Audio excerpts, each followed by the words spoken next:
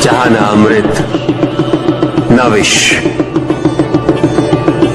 न सुख न दुख, न स्वर्ग न नरक, वही परम आनंद है। उसी परम आनंद तक की यात्रा है तुम्हारी। ये यात्रा आनंद के सानिध्य की है। ये यात्रा सानिध्य के आनंद की है। और इस यात्रा में मैं प्रतिपल तुम्हारे साथ हूं। मुझे ढूंढो मत, केवल पहचानो तुम ही मैं हूं, मैं ही तुम। हर आरंभ का मैं ही अंत हूं और हर अंत सदैव मेरा ही आरंभ होगा। देव देव महादेव शिवा, देव देव महादेव शिवा। चंद्रमा उसी जल में प्रतिबिंबित होता है जो जल शांत है। फिर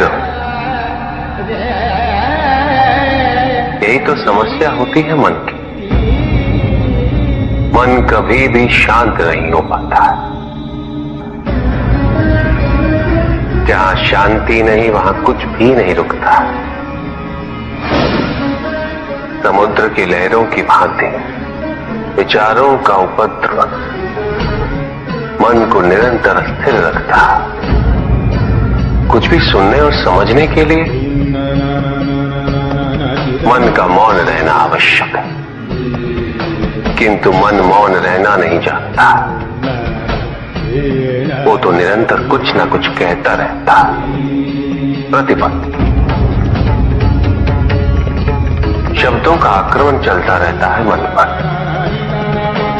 और यही आक्रमण है जिसके कारण व्यक्ति कभी भी शब्दों के परे नहीं जा पाता। जहां जीवन की सत्यता का बोध उसकी प्रतीक्षा कर रहा होता। साथ छल तुम्हारी अपनी इच्छाओं ने किया है, तुम्हारे हट ने किया है, तुम्हारी अपनी सोच ने किया है। ये रहस्य नहीं कि प्रत्येक आत्मा मुक्ति की इच्छुक होती है।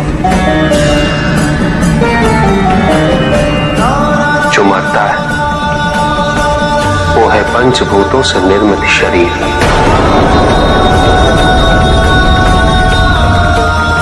किंतु आत्मा तो अजर है, अमर है।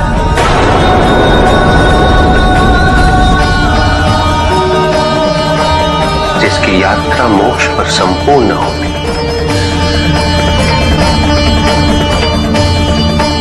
जहां सांसारिक बंधनों से व्यक्ति मुक्त हो जाता है।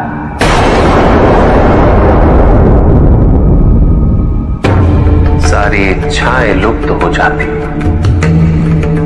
किंतु तुमने तो कभी सत्य की खोज ही नहीं की। तुम तो सदैव उन तत्वों को ढूंढते रहे जो तुम्हारे अहंकार के पोषण हेतु आवश्यक थे।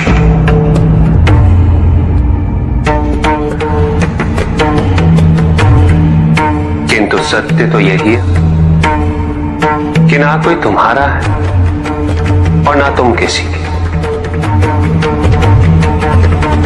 जो है वो परमात्मा का है, और जो नहीं वो भी परमात्मा का ही है।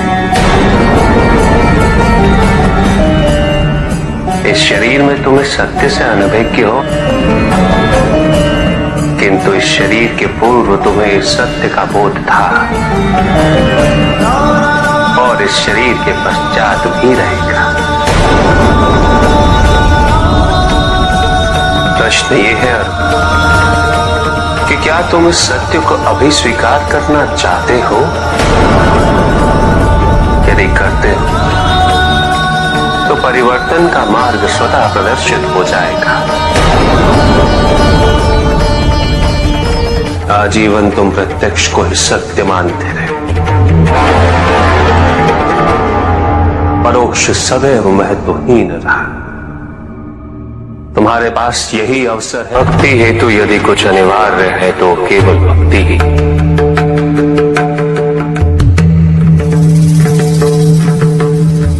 किंतु प्रश्न ये है कि क्या आपकी भक्ति संपूर्ण है? विश्वास और भ्रम के बीच की रेखा अत्यंत महीन होती है।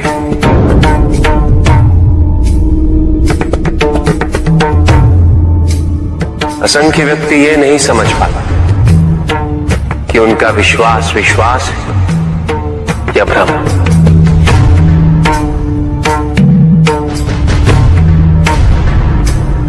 मुझ तक पहुंचने के लिए किसी और की आराधना अनिवार्य नहीं। मेरे सच्चे भक्त तो मुझे किसी भी रूप में पूज सकते, किसी भी रूप में प्राप्त कर सकते। ओम नमः शिवाय। पुरुष और प्रकृति एक है, वो कभी पृथक नहीं हो सकते। शक्ति शिव के बिना अधूरी है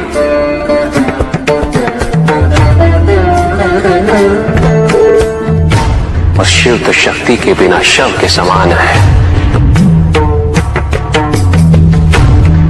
शिव शक्ति पुरुष प्रकृति का संतुलन सदैव अनर्थकारी सिद्ध होगा। शरीर में यदि स्त्री तत्वों की ऊर्जा नहीं तो शरीर निर्जीव है।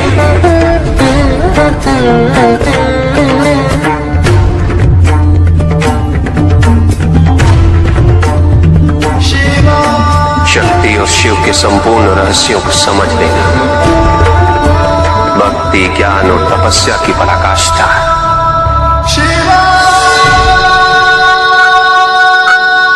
जब ज्ञान के लिए शब्द पर्याप्त बना, उदाहरण प्रस्तुत करना अनिवार्य हो जाता है। केवल आपके लिए ही नहीं, अपितु तो आपके माध्यम से समस्त संसार को शिव और शक्ति की संयुक्ता से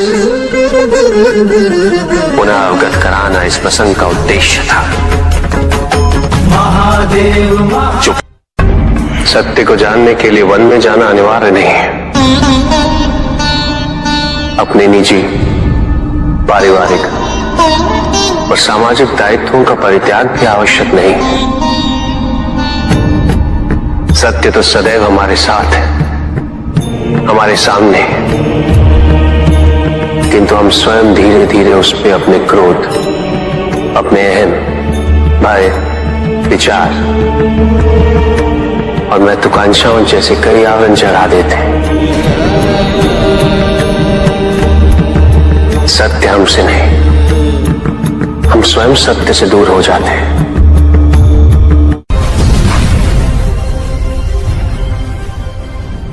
ज्ञान का भ्रम अज्ञानता का प्रथम लक्षण है। इस प्रकार भरे हुए पात्र में कुछ नहीं समाता, उसी प्रकार ज्ञान के अहंकार से भरे मन में अधिक ज्ञान नहीं समाता। जहां प्रश्न नहीं वहां जिज्ञासा नहीं, और जहां जिज्ञासा नहीं होती वहां ज्ञान की वृद्धि नहीं हो सकती। निसंकोच होकर पूछिए, प्रभु आप तो कालोपरी हैं, सर्वज्ञ हैं, त्रिकालदर्शी हैं। चारों ओर ये जो अज्ञान का अंधकार फैल रहा है उसमें ज्ञान का मूल अर्थ कहीं ना कहीं खोता जा रहा। मेरा आपसे विनम्र निवेदन है प्रभु, किसी अन्य विषय पर चर्चा आरंभ करने से पूर्व हमारे और इस समस्त संसार के कल्याण और मार्गदर्शन हेतु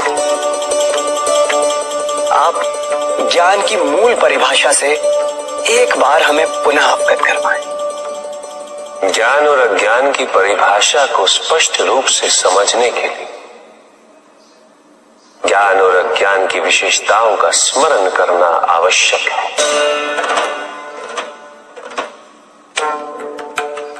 जिसके कारण स्वार्थ, विनाश, क्रूरता, अशांति और भय में वृद्धि हो। अज्ञान है।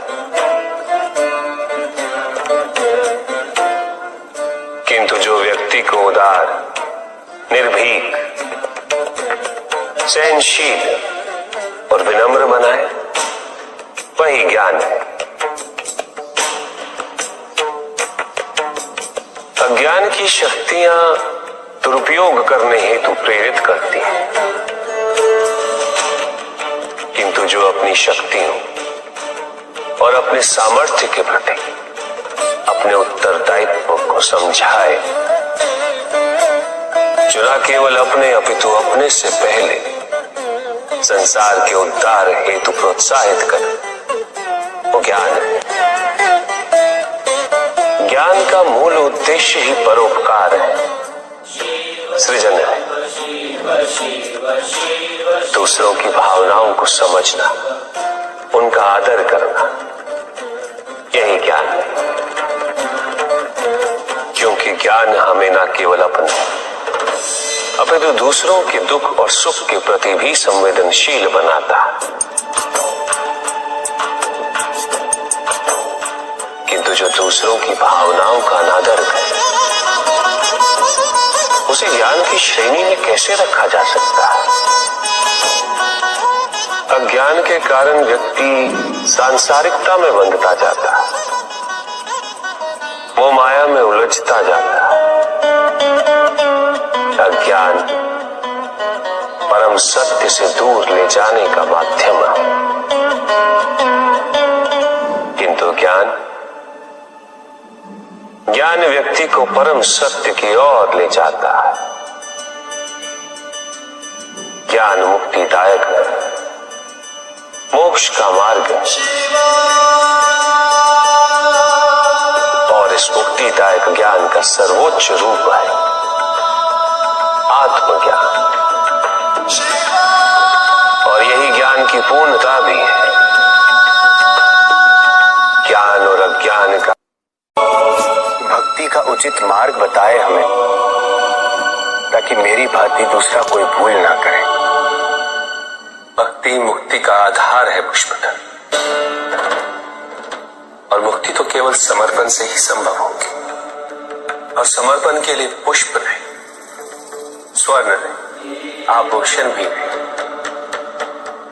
रत्न नहीं, धन, विधि विधान नहीं, केवल अपने मन को अर्पित करना अनिवार्य है। जानना चाहते हो पुष्पधर कि वो कौन से पुष्प हैं जो मुझे अत्यंत प्रिय है? इंद्रियों का नियंत्रण, दया, शांति, तप, क्षमा, ध्यान और सत्य। और जब कोई मेरे इन पुष्पों से आराधना करे, मैं अवश्य प्रसन्न होता।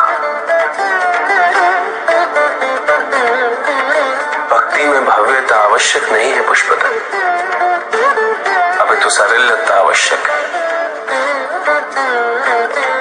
भक्त के लिए ये समझना अत्यंत कठिन हो जाता है, प्रायः भक्ति कब मोह में परिवर्तित हो जाती है।